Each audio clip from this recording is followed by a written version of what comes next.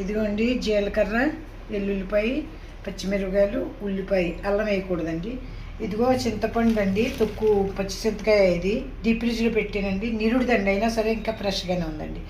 ఇదిగోండి నేను వండిపోయేది నెత్తలు, పచ్చి నెత్తలతో చింతకాయ వేసి వండబోతున్నానండి. అందుకే మీకు చూపిస్తున్నాను. ఈ బాగా మెత్తగా కదండి, కచ్చా పిచ్చా కొట్టుకోవాలండి. ఇదిగో గుంటలు కొట్టుకుందామండి. ఇదిగోండి మన కార్తీక మాసంలో పాలకోడ వెళ్తే అక్కడి నుంచి తెచ్చుకున్నానండి. నూనె కొద్దిగా మరగలేదు, తాలింపు వేసుకున్నాము. కొంచెం చెచ్చబడింది, బాగా మాడటం కూడా మంచిది కదండి. ఇదిగోండి మనం దంచుకున్నది ఉల్లి వేసుకున్నామండి.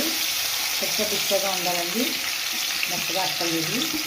మేము ఇద్దరు మనుషులు అందరికీ తక్కువ వేసుకుంటామండి.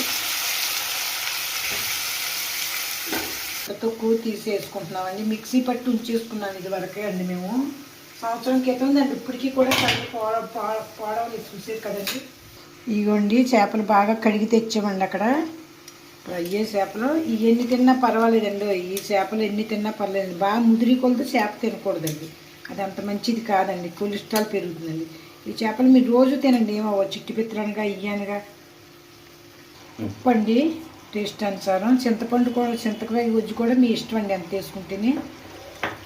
ఇదిగోండి ఉప్పు, పసుపు, కారం కొద్దిగా వేసామండి. ఈ చిన్నగా మగ్గనిస్తే అయిపోయినట్టే కూర అండి. ఇది ఈజీ కూర అండి. ఇది నీళ్ళు వేసానండి, ఎక్కువ అక్కర్లేదు దీనికి నీళ్ళు అండి.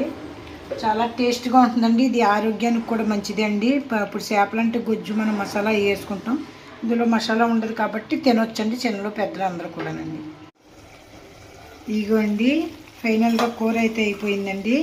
కార్తీక మాసం అందుకనే దేవుడు పుణ్యకాలాలు పెట్టాడండి. ఆ టైంలో నెల మానేసామండి, ఇంకా తర్వాత పిల్లలు మానుతారండి, తింటారండి. అందుకే పుణ్యకాలం మంచిది అంటారండి.